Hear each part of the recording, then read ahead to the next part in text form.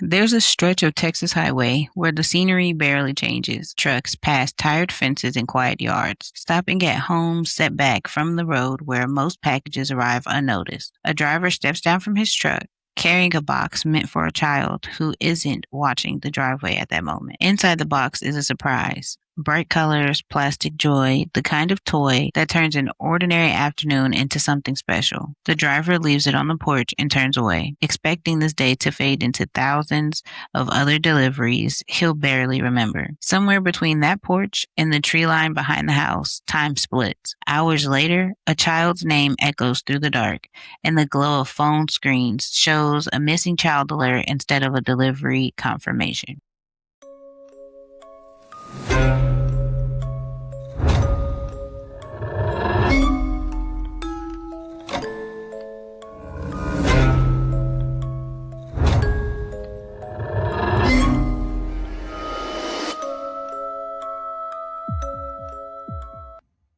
Hey everyone, welcome back to Coffee and Crime with Mom. I'm Nicholle. And I'm Zalle. Today's case is one that starts with something incredibly ordinary, a delivery, a package on the porch, and ends with a capital murder trial and a death penalty sentence. We're talking about 7-year-old Athena Strand in Paradise, Texas, and the contract FedEx driver, Tanner Horner, whose stop at her house turned into the center of a kidnapping and murder investigation. We'll move from her disappearance to the evidence inside that delivery van, then into the punishment-only trial, where jurors had to decide if he would spend his life in prison or be sentenced to death. Let's get into it. Today we're starting with that delivery, not with the crime scene tape.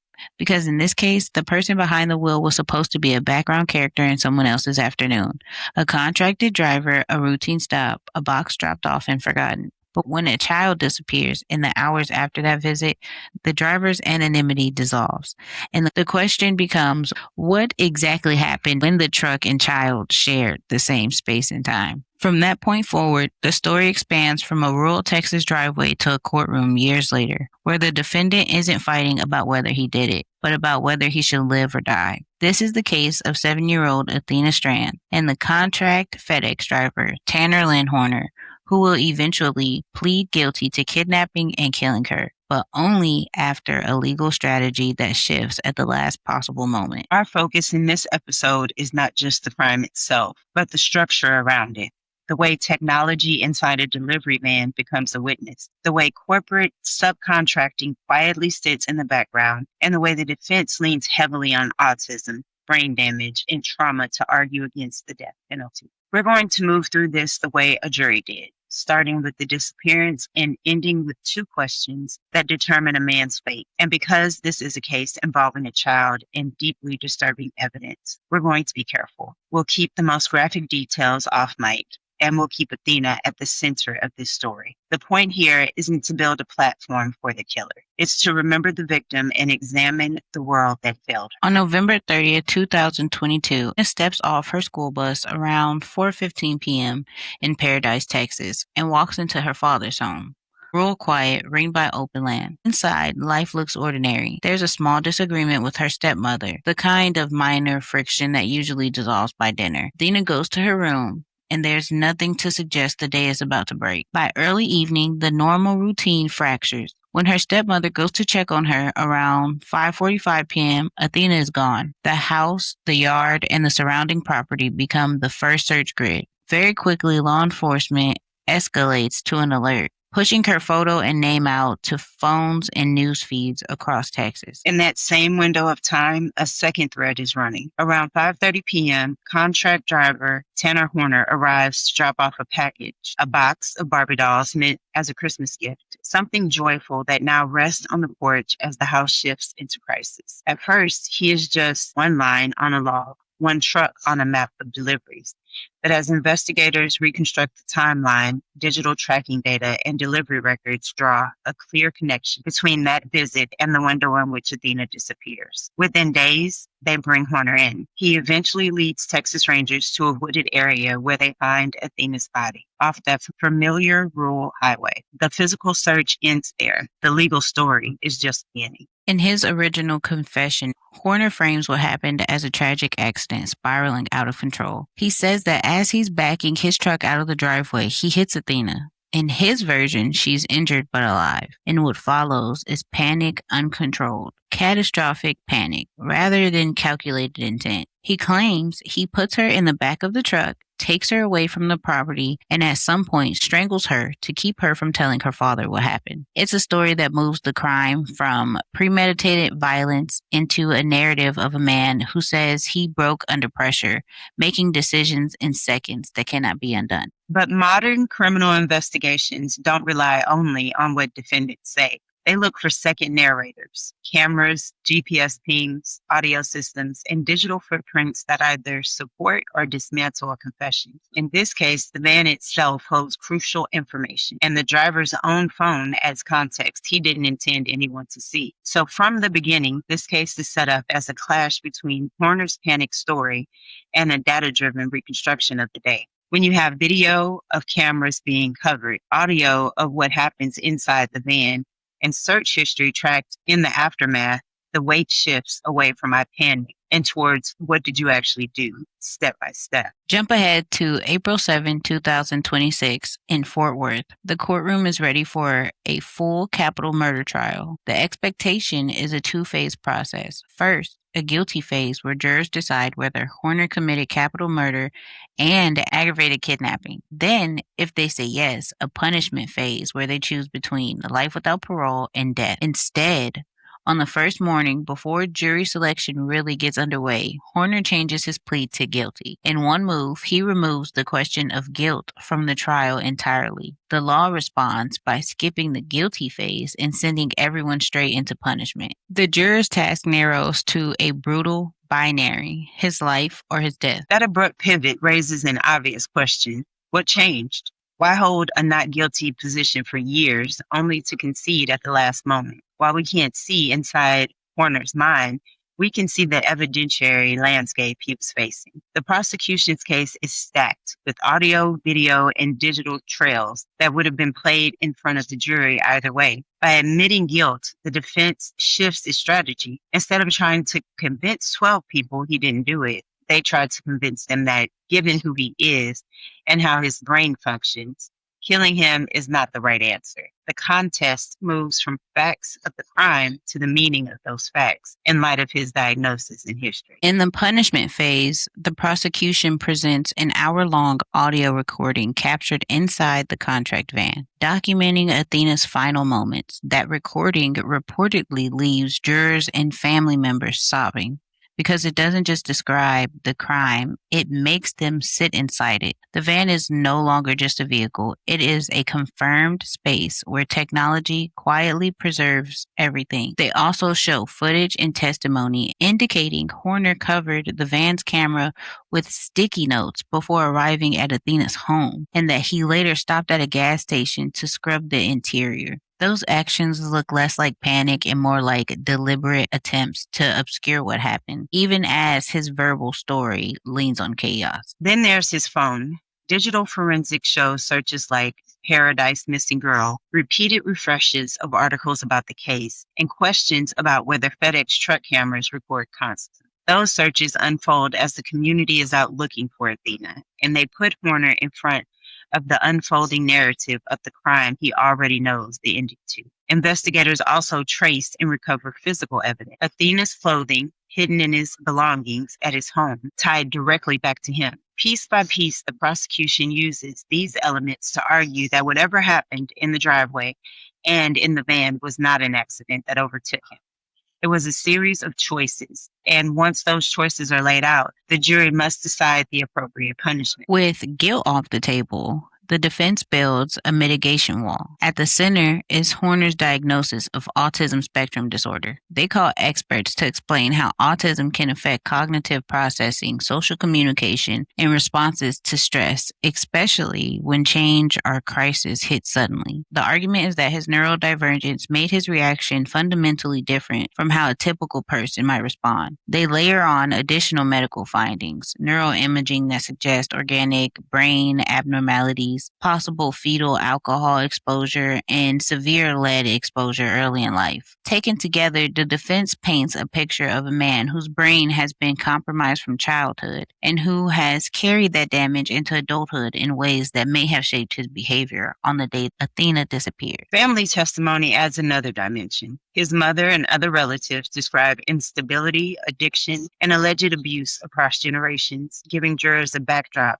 of generational trauma. The defense's message is not he is innocent, but he is deeply broken, and that brokenness matters when you decide whether he should die. Outside the courtroom, this strategy sparks debate. When autism and trauma are used in a capital case, some people see it as an honest attempt to contextualize behavior, where it reinforces harmful stereotypes about neurodivergent people and conflates diagnosis with dangerousness. The jury has to navigate that tension while holding the gravity of the crime itself. In Texas, a death sentence requires the jury to unanimously answer two specific questions. First, is there a probability that the defendant will commit criminal acts of violence that pose a continuing threat to society? Second, are there sufficient mitigating circumstances to justify life in prison without parole instead of death? In Horner's case, the jury deliberates for less than 3 hours. They answer yes to the first question, he is a continuing threat,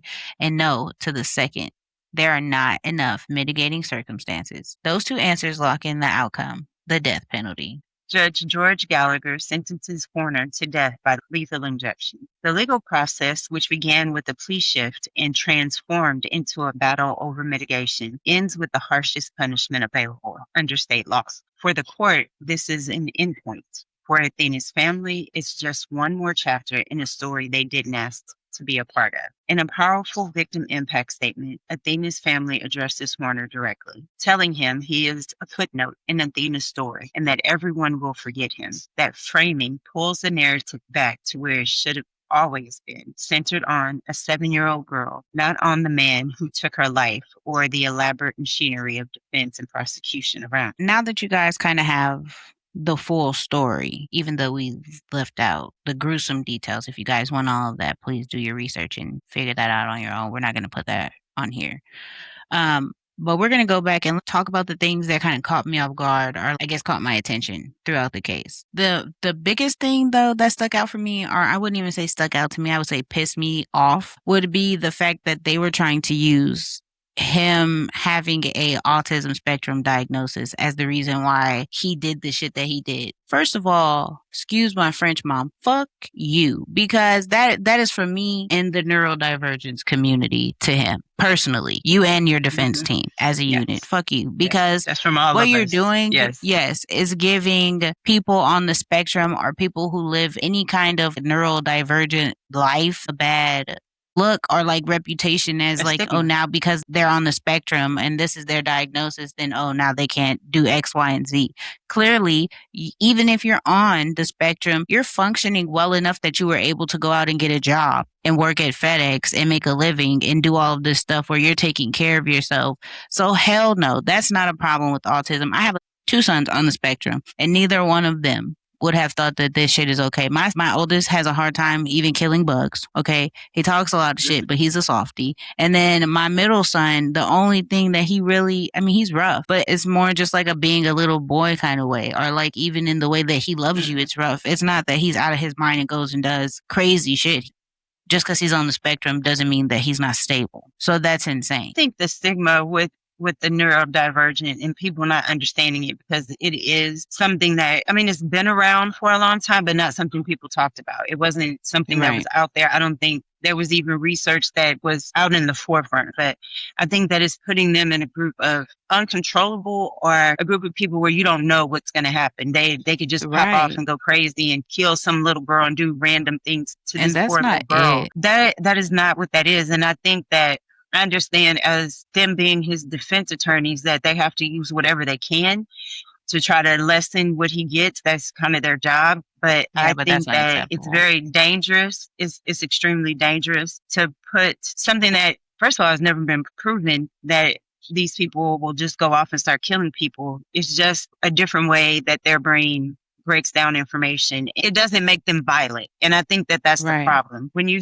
when you get into them talking about like brain abnormalities, the lead exposure, any brain trauma, those are legitimate things to look at because we see, Right. especially trauma to the brain and Yeah. issues with your brain, those come up in many serial killers that we have and have not covered here yet. So those, I understand those, and those make more sense, and there's more proof in those instances of those things causing violent behavior, as opposed to using autism as a reason for that. That, first of all, is ridiculous because there's no proof Yeah. that autistic or neurodivergent people at all are any more violent than any other human. Yeah, because it's bullcrap. That's the way I feel when they go in and there's somebody like, oh, they have schizophrenia. Okay, that doesn't mean that they're violent They're violent. or they're Right. automatically losing their shit. Their brain Mhm. operates different. It's different from you. So yeah, and I think that's the reason why people on the spectrum have this bad stigma automatically, because for those who don't have those issues, then it's like, well, I don't understand that that's different. So now it's automatically an issue for me. And I think that that is horrible. I don't think that him having autism should reflect his punishment at all. This man is a sick man, and I He believe covered the that camera with the sticky notes. right. He He knew did. He what was cleaned going the on. van. He did all of this. That's all saying that you're in your right mind. You're making these decisions. Even if you did it and you didn't feel like it was the wrong thing to do, you wouldn't have went and cleaned the van afterwards. None of that is making any sense to None me. of it. So no, that has nothing to do with his punishment. It was just good that they had the cameras, even though he tried to cover it.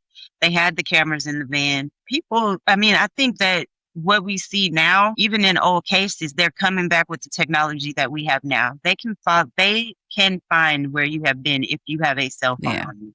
If you don't Yes. have if you're not in a FedEx truck and you don't have GPS and you don't carry a phone on you, there are cameras everywhere because of things like this. So Everywhere. people have cameras at their homes, on their businesses. I don't know how far ahead he planned this, but he clearly put some planning into it. But you have to have a villainous mindset to Yeah. overcome these things. You're thinking about everything. I would say if autism had anything to do with this, he would have thought things out better than this. Because I feel like even though they Yeah. don't Hell process yeah. things, it is a thought out process. But as an adult who's lived through life, you function well enough to go get a job, you're making money off of it, and then you just all of a sudden there's something wrong with you, but it's not autism that's bringing you. Yeah, that's bullshit. Because for those who are ignorant, they be like, okay, yeah, that can make sense. And it makes absolutely zero sense. And I also feel like the fact that they did have the search history, the GPS, the camera footage, all of that makes the trial so much more real for everybody than if they didn't have that. Because now we can see here, we're watching where you were going, what you were doing. It puts us in the you through your day based on what all of this is. So I think that that was huge for the case. And I'm so happy that they had that. One thing that I do want to talk about for a second, because I can only think about the emotional burden of somebody having to decide between life without parole and the death sentence. That's a hard place to be in.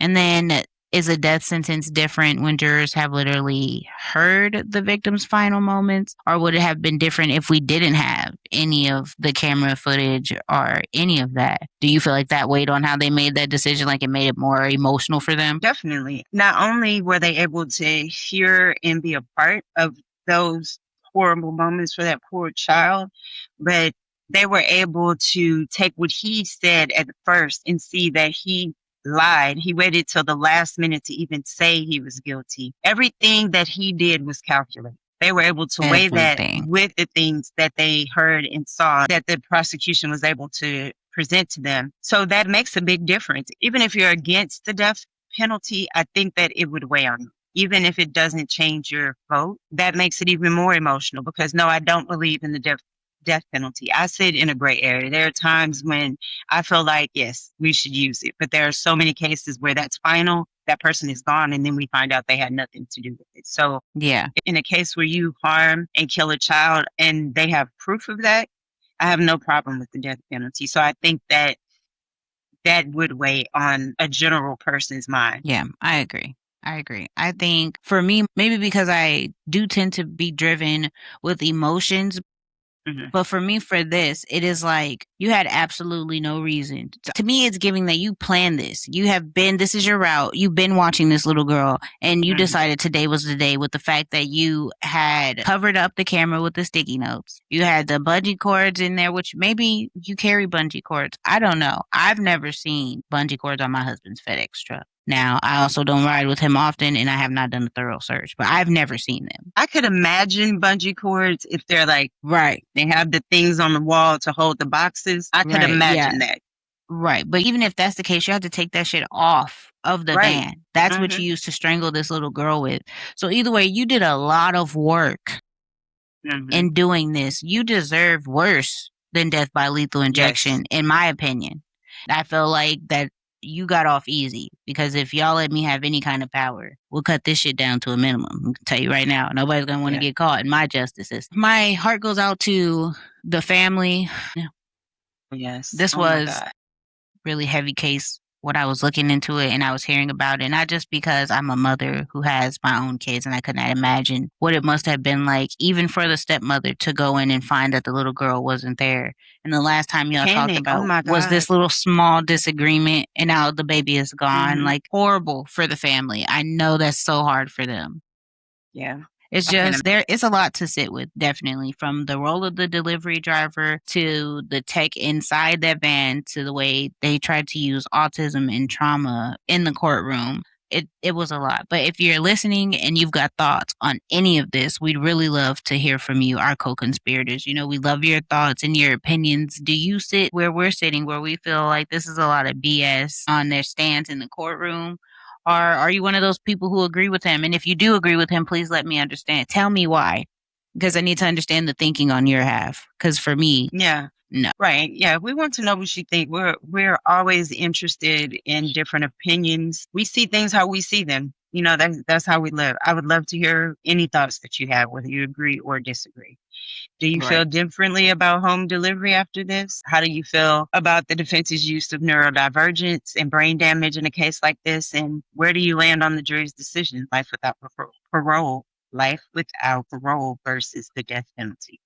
Drop your reactions, your questions, even your disagreements. Truly, that's the kind of conversation we want the show to have with you as we try to remember Athena and examine the world that failed her without turning this into a platform for the man who took her life. If this episode resonated with you, the best way to support the show is simple. Make sure, 1, you're following or subscribe wherever you're listening. 2, leave us a rating and a review. Okay. So more listeners can find the podcast because without the reviews and the share, subscribes, followers, we don't get out there. Share this That's right. case with someone who cares about true crime and how these trials unfold. And come talk to us on our socials. I mean, if you don't have a social, hit us up in the emails. We will email you back. Coffee and Crime Yes. with Mom at Gmail, at Outlook, wherever we are, it's Coffee and Crime with Mom. But your feedback really does shape what we cover and how we cover it. Please send us in like stories you want us to cover, episode ideas. We do shorter episodes on Thursdays where we cover still true crime, but maybe not the so catchy cases. Right. The less heard of cases, the Yeah. things that are more local to people that maybe the big media hasn't covered yet. But we really want to hear what you guys want to hear. We would love to do something we've never heard of. If you have some case, we actually have done a few off of listener recommendations. The one Tyrell, I can't remember her last name. Oscott, yeah. Yeah, so Tara we've done Oscott. the Tara Oscott. We did that one off of a listener request.